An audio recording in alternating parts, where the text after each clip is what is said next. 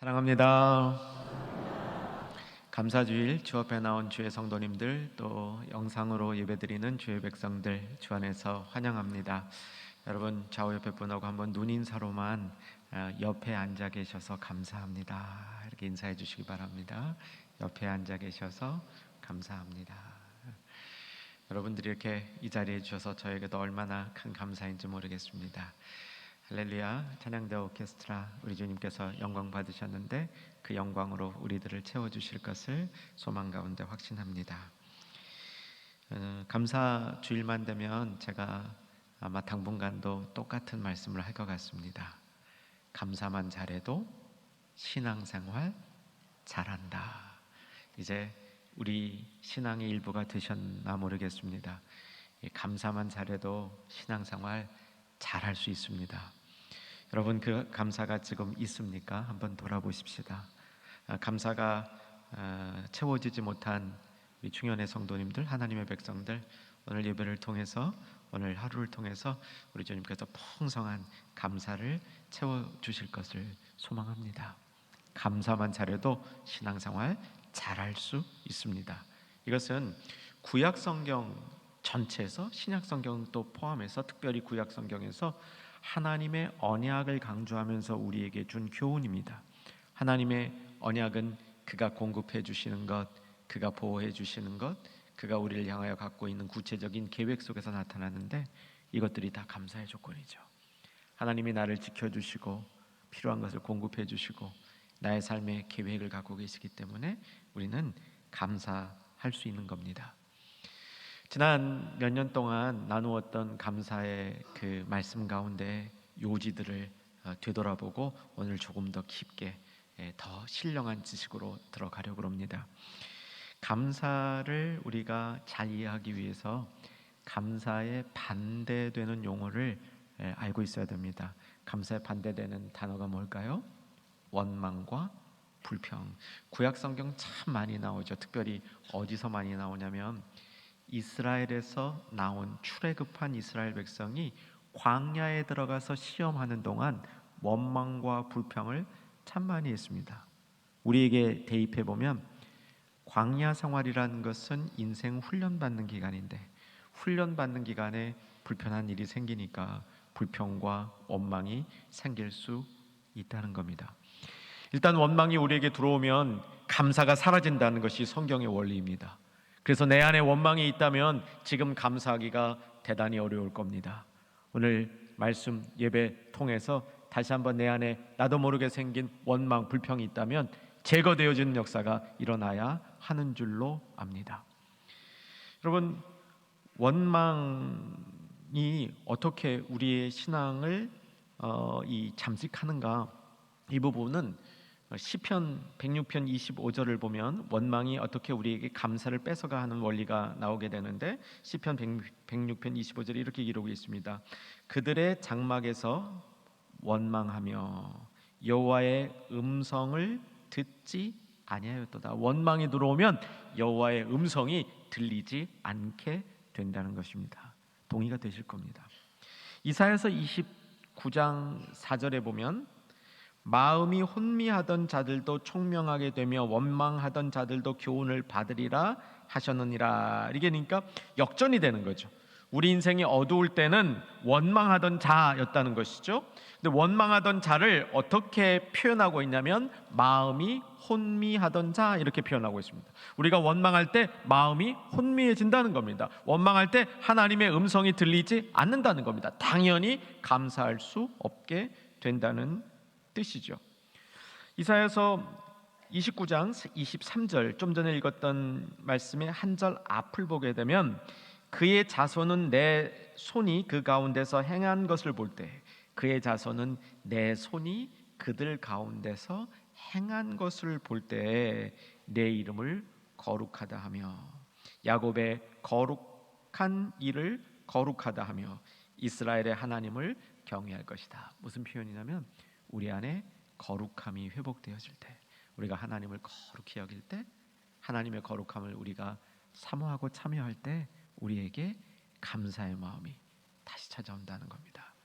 혼미했던 마음이 다시 맑은 정신으로 바뀐다는 것이죠. 여러분, 원망이 있으십니까? 환경 때문에 나 자신에 대해서 원망하는 마음이, 불평하는 마음이 또 내 안에 들어왔습니까? 오늘 다시 한번 감사로 채워지는 복된 시간 되기를 주의 이름으로 축원합니다. 이번에는 감사에 반대되는 용어가 아니라 감사와 가장 가까운 단어를 찾아보도록 하겠습니다. 감사의 반대 용어는 원망이었다면 감사와 가장 가까운 말은 은혜입니다. 흥미롭게도 신약 성경에서는 감사라는 말과 은혜라는 말이 같은 단어로 사용됩니다. 뿌리가 같다는 겁니다. 번역자에 따라서, 문맥에 따라서 어떤 때는 감사로 번역이 되고 어떤 때는 은혜로 번역이 되는데, 은혜와 감사가 한 뿌리에 있다는 겁니다. 감사만 잘해도 신앙생활 잘할 수 있다. 동의되시죠? 은혜가 있어야 신앙생활을 잘할 수 있다. 같은 말이 되는 겁니다. 성경 히브리서 13장 9절을 보고 확인하렵니다. 히브리서 13장 9절을 보시면 앞부분만 우리 한번 같이 읽어갈까요? 같이 읽겠습니다. 여러 가지 다른 교훈에 끌리지 말라. 마음은 은혜로서 굳게 함이 아름답고, 거기까지. 여기 은혜 대신에 감사를 대입해도 똑같은 의미가 됩니다. 여러 가지 다른 교훈에 끌리지 말라. 같이 한번 감사 대입합니다. 마음은 감사로서 굳게 함이 아름답고. 우리의 마음이 감사가 있으면 단단해지죠. 견고해집니다. 은혜가 있을 때와 동일한 효과가 나타난다는 겁니다. 여러분, 은혜에 대해서 한번 정리해 볼까요? 은혜에 대해서 정리하면 감사에 대해서 정리가 되기 때문입니다. 여러분, 은혜 그러면 떠오르는 단어가 공짜라는 단어가 떠오르야 됩니다. 공짜 선물이죠. 근데 더 중요한 것은 공짜라는 사실보다 은혜는 하나님이 베푸시는 호의입니다. 좋은 마음이에요. 하나님이 우리에게 좋은 마음을 베푸실 때 그것이 은혜로 나타나는 것이죠. 추가하면 죄인들에게 호의, 좋은 마음 가질 수 없는 대상들에게 좋은 마음을 가져주시는데 이것이 공짜다. 은혜의 정의이죠.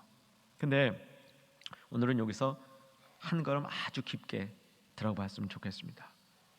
사랑하는 여러분, 하나님이 선하시다는 것을 믿으십니까? 저는 너무 잘 믿어져요. 하나님 그러면 선하신 분. 여러분, 하나님의 선하심이 인간에게 표현되어질 때 어떻게 표현되어지냐면 호의로 표현됩니다. 하나님이 우리에게 왜 호의를 베푸시냐? 선하시기 때문이에요. 우리가 하나님이 선한 것을 어떻게 알 수 있느냐? 호의를 베푸시는, 곧 은혜를 베푸시는, 우리에게 감사의 조건을 주시는, 우리로 하여금 감사하게 하시는 그 하나님이 선하신 하나님이다. 이렇게 정리가 되는 거죠. 여러분, 은혜 위에 은혜가 임하는 줄로 믿으시기 바랍니다. 여러분, 은혜는요 더욱 사모하게 됩니다. 여러분, 우리가 은혜를 사모하는 모습이 그저 은혜를 한번 맛보면 그게 좋은 것이라서 길들여지는 현상과는 조금 다릅니다. 여긴 아주 깊은 신비가 있는데, 우리가 정말 은혜를 사모할 때 이것이 우리가 거듭났다는 증거가 됩니다. 우리 안에 거듭날 때, 우리가 정말 믿고 구원을 받을 때 하나님의 형상이 우리 안에 새겨지게 됩니다. 그 하나님의 형상이 은혜를 사모하게 되어 있습니다. 믿어지세요? 우리가 하나님의 은혜를 정말로 사모할 때 내 안에 있는 하나님의 형상이 점점 더 분명하게 드러나는 겁니다. 예수님 닮아가는 거죠. 하나님의 모습이 내 안에 나타나는 겁니다. 무엇을 통해서? 은혜를 사모할 때. 바꿔 얘기하면 우리가 감사할 때, 감사의 조건들이 많아질 때, 더 감사에 풍부해질 때, 그때 내 안에 심어 놓으신, 만들어 놓으신 하나님의 형상이 더 아름답게 드러난다는 원리가 되는 겁니다. 이제 오늘 이 말씀을 조금 더 은혜에 대한 깊은 지식 속으로 들어가면서 사랑하는 여러분들과 좀 추억하고 싶은 이 감사의 비밀은, 이제 우리가 감사의 시야를 좀 넓히자는 겁니다.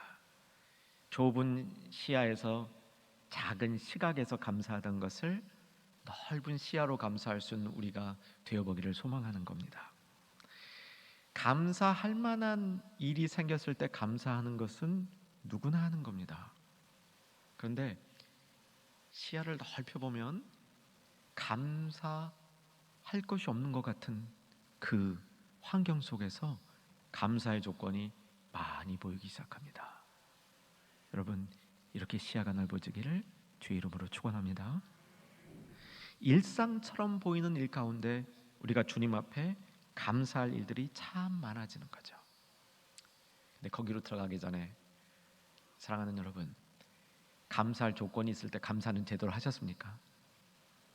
감사 잘라먹고 띄어먹고 지내신 거 아닙니까? 작년에 제가 이런 말씀 선포해 드렸습니다. 감사는 즉각에서 해야 돼요. 그때 해야 돼요. 즉시로. 감사 뒤로 밀어놓으면요, 이 감사가 효력을 발휘하지 않는 겁니다. 여러분, 감사는요 자꾸 할수록 감사의 조건이 많아집니다. 없던 조건이 생기기도 하지만 보이지 않던 감사의 조건들이 시야가 넓어져서 보이지 않던 감사의 조건들이 자꾸 더 보이는 역사가 일어난다는 거죠. 그런 역사 일어나기를 주의 이름으로 축원합니다.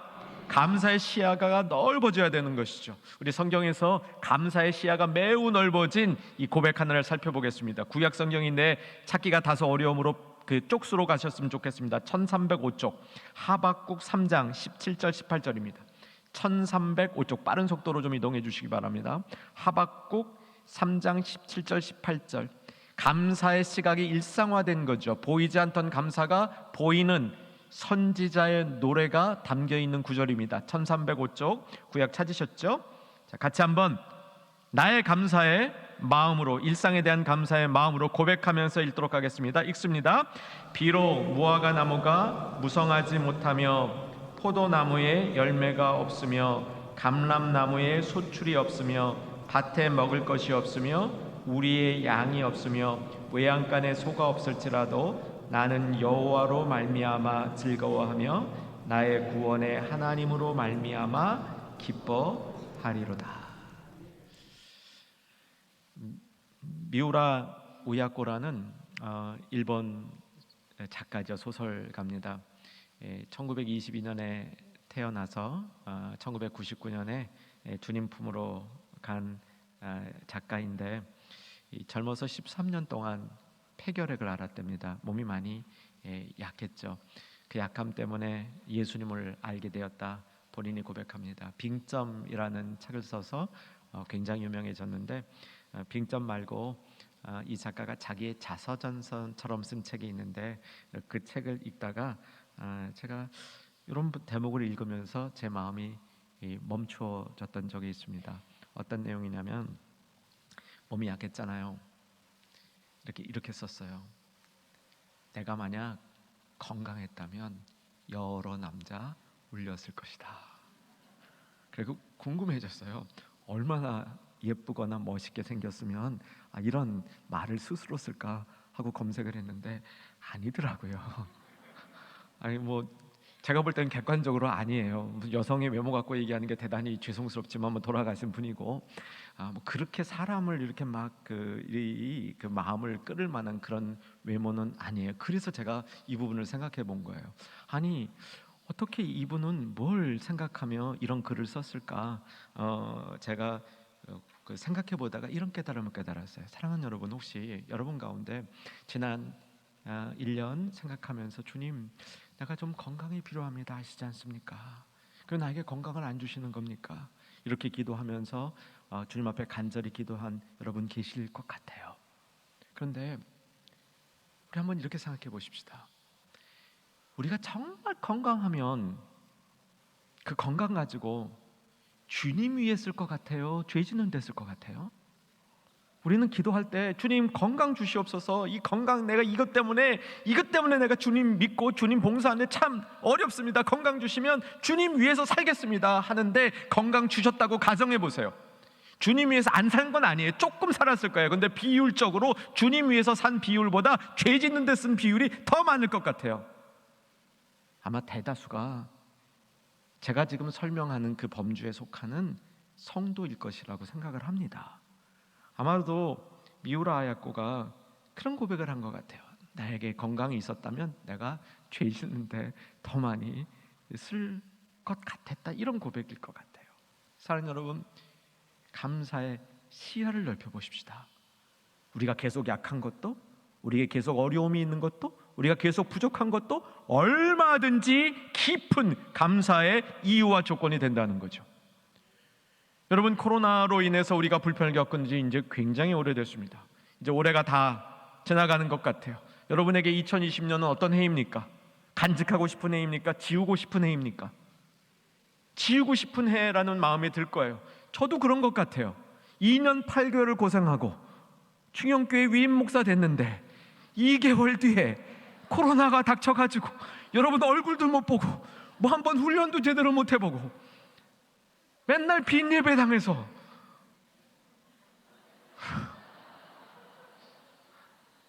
근데 돌아보면요, 이것도 큰 시야에서 보면 하나님에게 감사할 조건이 풍성하게 된다는 겁니다. 왜냐하면요, 하나님이 우리에게 역사하실 때 시들게 하는 역사도 하세요. 시들게 하는 역사. 시들어 봐야 좀 풍성한 것도 좋은 건 줄 진짜 아는 거죠. 그렇잖아요? 시들어 봐야 하나님이 정말 뭐를 원하시는지, 우리를 어떻게 이끌어 가시는지 그 하나님의 마음을 제대로 알 수 있게 되는 겁니다. 여러분, 정말 코로나19의 상황도 경제적으로 너무 힘들었고, 삶적으로 사회적으로 너무 힘들었고, 정서적으로 힘들었고, 이런 상황에서도 우리가 감사할 수 있는 시야를 갖는 2020년, 그 어느 때보다도 복된 감사주일 되기를 주의 이름으로 축원합니다. 오늘의 감사는 조금 더 시야를 넓혀갑니다. 감사에 대해서 우리가 많이 알고 있는 성경 구절 중에 하나가 범사에 감사하라이죠. 이것도 한번 다루었던 말씀입니다. 이 범사에 감사하라, 이 말씀을 평생 감사라는 말로 우리 마음속에 기억해 뒀으면 좋겠습니다. 뭐 소리를 적게 내셔도 좋고요, 안 내셔도 좋습니다. 그냥 마음에만 쑥 새겼으면 좋겠습니다. 한번 따라해 보세요. 평생 감사. 큰 소리로 따라해 주셔서 감사합니다. 평생 감사하기 위해서는 넓은 시야가 열려야 됩니다. 어떻게 넓은 시야를 평생 감사하는 일에 열 수 있을까요? 우리의 감사는 평생 감사하는 것이 되어야 되는데, 이걸 한번 문자 그대로 우리의 인생 전체를 펼쳐서 인생 펼쳐진 시각 위에 감사를 한번 적용해 보십시다. 태어난 것에 대한 감사 해보셨습니까? 여러분, 내가 이 땅에 온 것에 대한 감사 해보시기를 주의 이름으로 축원합니다. 지금 하셔도 좋겠습니다. 하나님이 나를 이 땅에 보내신 데 이유가 있습니다. 하나님의 자녀 삼으신 데 이유가 있습니다. 내가 이 땅에 존재하는 것 자체에 이유가 있습니다. 거기에 대한 감사, 여러분 놓치지 않으실 수 있기를 주의 이름으로 축원합니다. 혹 지난 1년 동안 여러분 가정에 자녀나 손주 주신 분들, 조카 주신 분들 또 한 번 감사하십시다. 그 영혼이 이 땅에 온 이유에 대한 감사를 하십시다. 그리고 그 영혼이 주님 기뻐하는 삶을 살 수 있도록 주님 앞에 감사의 마음으로 올려드리는 시간이 있어야 되는 거죠. 시작에 대한 감사가 있어야 되는 겁니다. 두 번째, 평생 감사할 때 잊어서는 안 되는 것, 구원받음, 거듭남에 대한 감사. 내가 이 땅에 태어난 것에 대한 감사뿐만 아니라 거듭난 것에 대한 감사가 있어야 됩니다. 여러분, 이 감사 잊어버리신 분들 지금 즉시로 감사 올리시기를 주의 이름으로 권해드립니다. 내가 구원받은 것 정말 감사합니다, 주님. 여러분, 구원받았다는 것은 조금 나은 사람이 된 것이 아닙니다. 완전히 새 사람이 되었다는 것이죠. 완전히 새로 태어났다는 겁니다. 새로 태어났기 때문에 왕성한 새 생명에 자기 확장 의지가 있다는 겁니다. 여러분, 어린애들 보면 잘 먹죠? 성장기의 아이들 보면 잘 먹죠? 거듭난 영혼에게는 영적 왕성함이 있는 겁니다. 사랑하는 여러분, 내가 거듭난 것 주님 앞에 감사 잊지 마십시다. 우리가 범사에 감사하려면, 특별히 우리의 감사의 깊이가 깊어지려면 주님, 나를 거듭나게 해주셔서 감사합니다.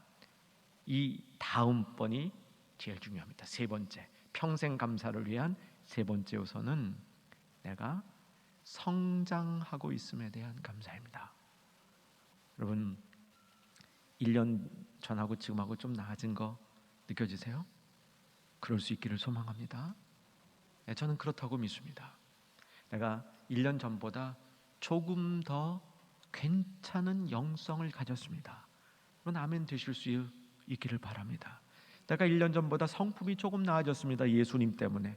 그런 감사, 굉장히 중요한 감사입니다. 내 말씀의 깊이가 조금 더 늘었습니다. 내가 주님과 좀 더 동행하기를 소망합니다. 내가 다른 사람을 이해하는 폭이 조금 더 늘었습니다.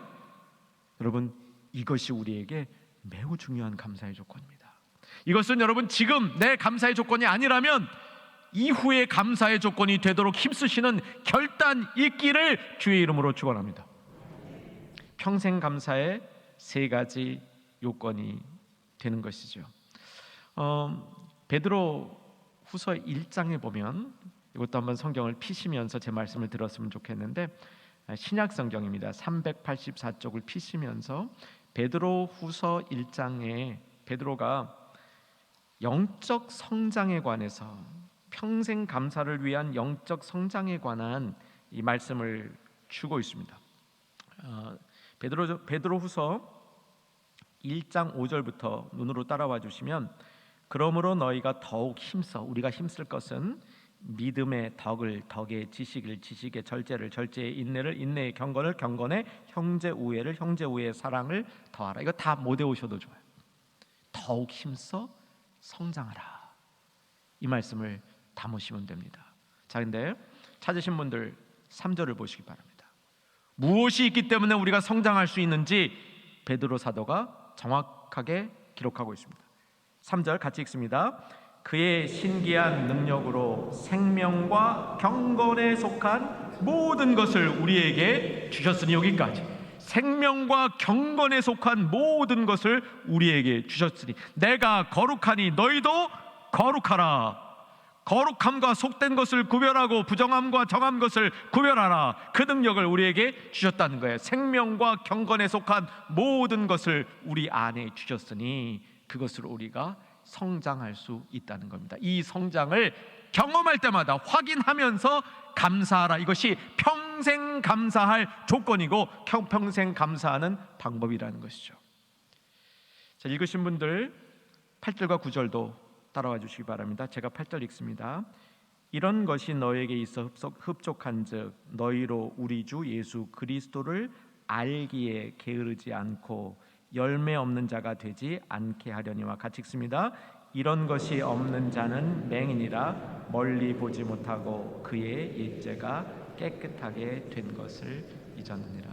사랑하는 여러분, 내가 영적으로 성장하고 있음을 깨닫고 그것을 확인하고 감사할 수 있는 우리 모두 되기를 간절히 축원합니다. 자, 이제 오늘 본문으로 돌아와 봅니다.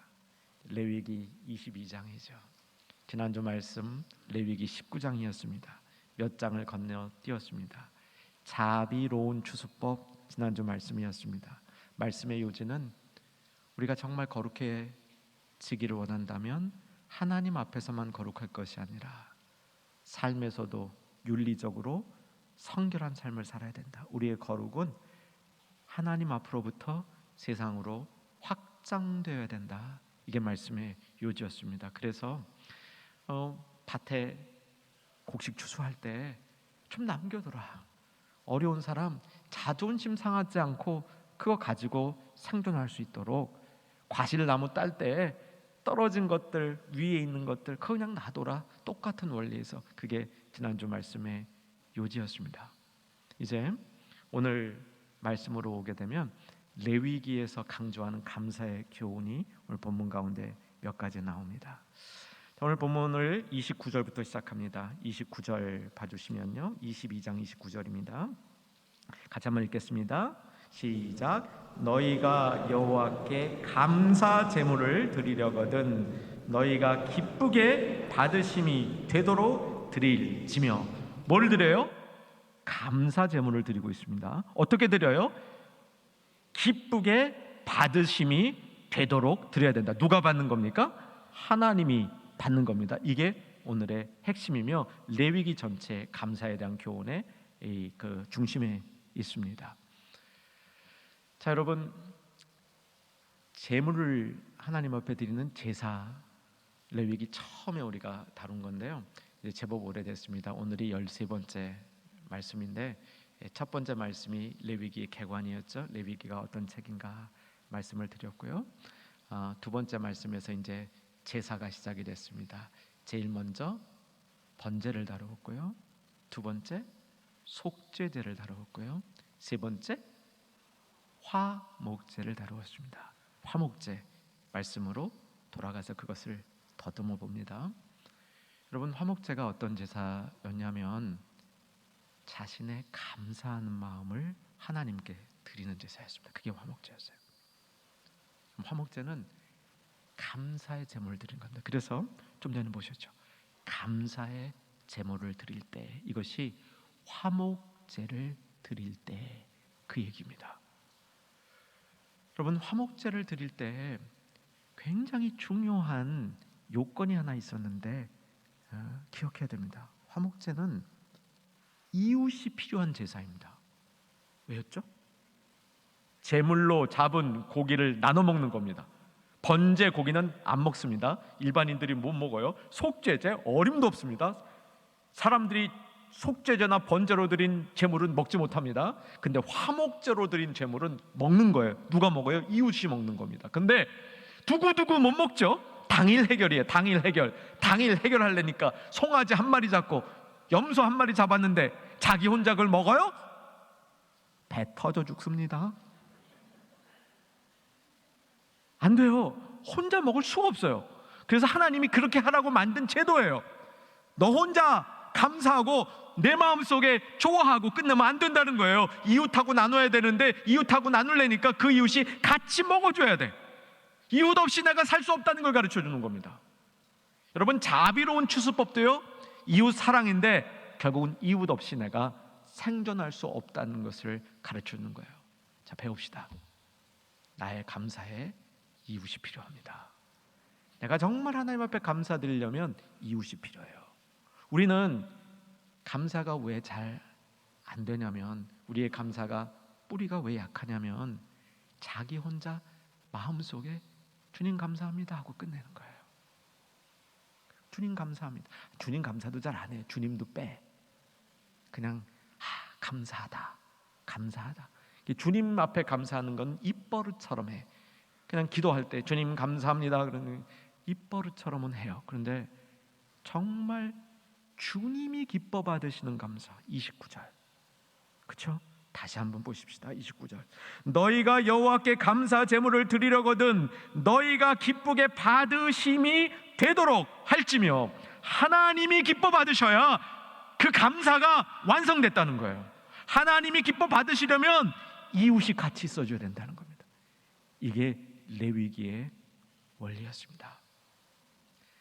음식을요, 예물로 드리고 혼자 싹 먹게 했으면 10중 8구 이런 현상이 일어납니다. 예물 드릴 때도 별로 좋은 거 안 드리고 싹 좀 2급, 두 번째 2등급, 1등급 안 드리고 그런 마음 들 것 같아요. 아니세요? 그거 자기 혼자 먹겠다고 다 그냥 보관해두고 이러다 그냥 썩힐 것 같아요. 그런 탐심을 제거하라. 사랑하는 여러분, 우리가 감사를 잘하려면 탐심을, 자기중심성을 제거해야 됩니다. 받으시기를 주의 이름으로 권면합니다. 그래야 감사가 사는 겁니다. 내가 죽어야 감사가 사는 겁니다. 하나님이 사셔야 감사가 사는 겁니다. 자, 다시 화목제 나누었던 말씀으로 돌아오면, 레위기에 화목제를 드리는, 감사의 제사를 드리는 조건이 세 종류가 있었는데 감사제, 서원제, 자원제가 있었습니다. 오늘 본문이 그것을 반복하고 있는 겁니다. 18절에 보게 되면 서원제물, 자원제물, 번제와 더불어 여호와께 드릴 때 화목제물을 얘기하고 있는 거죠. 그때 19절, 기쁘게 받으심이 되도록. 20절, 기쁘게 받으심이 되지 못할까 두려워해라. 21절에도 기쁘게 받으심이 되도록, 계속 기쁘게 받으심이 되도록 이 말씀이 반복되고 있는 겁니다. 자, 감사제, 서원제, 자원제 세 가지 있었죠. 다시 한번 기억을 더듬습니다. 감사제가 뭐냐면요, 내 인생에 누가 봐도 감사할 조건이 생겼을 때 하나님 앞에 제물을 드리는 겁니다. 전쟁에 나갔는데 살아서 돌아왔다. 어려운 환란이 있었는데 그 환란이 극복되었다. 병에 걸려서 주변 사람들에게 기도 요청을 했는데 병이 나았다. 가정에 우환이 있어서 주변 사람들 모두에게 기도 제목을 냈는데 그 문제가 해결이 되었다. 이때 감사의 제물을 드리는 겁니다. 이게 감사 조건이었습니다. 근데 서원 제물이라는 거는 뭐였냐면요, 서원 제물은 감사의 조건, 나의 문제를 아랬어요. 주님, 저의 문제가 이런 문제가 있지 않습니까? 이 문제 해결해 주십시오 하고 아랬는데, 해결된 다음에 드리는 것은 감사제고요, 해결도 되기 전에 드리는 건 서원제입니다. 어떤 제가 더 믿음이 있는 겁니까? 서원제죠. 해결도 안 됐는데 해결될 거란 믿음이 딱 생긴 거예요. 아니면 혹 이 문제는 해결 안 돼도 그냥 하나님 감사합니다. 그 마음이 그냥 하나님이 주시는 마음으로 들은 겁니다. 그때 올려드리는 제가 뭐예요? 서원제. 여러분, 우리의 감사에는 이런 감사의 방법들이 있는 겁니다. 자원제는 그냥 특별한 이유 없이도 주님 앞에 감사하다는 마음이 있어서 돌려드리는 게 자원제죠. 자, 이제 이 말씀을 한번 정리해 봅니다. 다시 오늘 레위기 본문 22장에서 본문으로 삼지 않았는데 32절과 32절을 볼 겁니다. 32절과 33절을 볼 겁니다. 32절 제가 읽기 시작합니다. 너희는 내 성호를 속되게 하지 말라. 나는 이스라엘 자손 중에서 거룩하게 함을 받을 것이요, 나는 너희를 거룩하게 하는 여호와요. 같이 읽습니다. 33절. 너희의 하나님이 되려고 너희를 애굽 땅에서 인도하여 낸 자니 나는 여호와니라. 여러분, 감사와 거룩함이 관련되어 있다는 겁니다. 우리 지난주 거룩함, 계속 레위기를 통해서 거룩함을 배우죠. 세상에서 성결되고 정결하고 하나님 앞에 거룩하자. 이 거룩함이 감사와 관련이 되어 있다는 겁니다.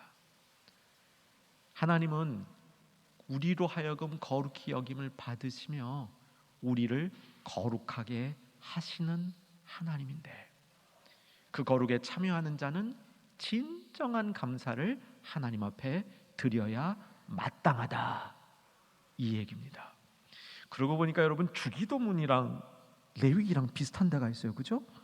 아까 33절 보니까 32절 33절 보니까 거룩하게 함을 받을 것이니 너희 자손 중에 아버지의 이름을 거룩히 하옵시며, 거룩하게 하옵시며, 비슷한 데가 있어요. 그렇지 않습니까? 자, 이제 오늘 말씀을 총정리합니다. 29절로 다시 돌아갑니다. 너희가 여호와께 감사 제물을 드리려거든 온전한 감사를 하나님께 드리려거든 그 다음 너희가 기쁘게 받으심이 되도록. 누가 받아요? 하나님이 받으시는 거예요. 하나님이 누구를 받아요? 우리를 받으시는 겁니다. 이게 문법상으로는요, 너희가 사람이 주어예요. 기쁘게 받으심이 되도록 이렇게 돼 있는데, 의미상으로는요, 하나님이 기쁘게 너희를 받으시도록 온전히 드려라, 그 얘기입니다. 여러분, 감사의 신령한 지식이 우리 심령에 담기기를 주 안에서 소망합니다. 하나님의 기쁨이 되도록 우리가 드려주는 겁니다. 하나님이 기뻐하시도록 우리를 드리는 겁니다. 그게 핵심이에요. 내 마음속에 감사하는 마음이 잠깐 들었습니다. 이거 부족한 겁니다. 그래서 내가 감사헌금을 얼마 드렸습니다. 부족한 거예요. 진짜는요, 하나님이 기뻐하시는 것을 내가 확인해야 되는 겁니다. 하나님이 기뻐하실 때 내가 하나님 안에 있게 되는 겁니다. 하나님이 거룩히 여김을 받으시오며 나를 거룩하게 하시는 역사가 일어나는 겁니다. 이제부터 그런 마음으로 주님과 동행해야 되는 겁니다. 삶을 계속적으로 지속해서 주님과 함께 나아가야 됩니다. 주님이 나를 기뻐 받으시도록. 그래서 주님이 기뻐하지 않는 일 같은 것들은 과감하게 정리해 나가면서, 내가 기뻐하지 않는 생각이 자꾸 내 머릿속에 들어올 때 주님이 기뻐하시도록, 본문의 말씀 그대로 기쁘게 받으심이 되도록 나 자신의 모습을 바꿔나가야 되는 겁니다. 내가 주님 원치 않는 습관을, 그런 행동을 하다가 이거 주님이 기뻐 받으시면 안 되면 안 되지, 자신을 변화시켜 나가야 되는 겁니다. 이것을 평생 주님과 동행하면서 하는 것이 평생 감사의 원리입니다. 사랑하는 충현의 모든 가족들, 평생 감사하는 복된 이후의 삶이 되기를 주의 이름으로 축원합니다. 존귀하신 아버지 하나님, 참으로 힘들었던 2020년 감사주일, 우리의 감사의 뿌리부터 변해서 주님 앞에 말씀으로 가르쳐 주시는 그 감사가 차고 넘칠 수 있도록 역사하여 주시옵소서. 예수님 이름으로 기도하옵나이다. 아멘.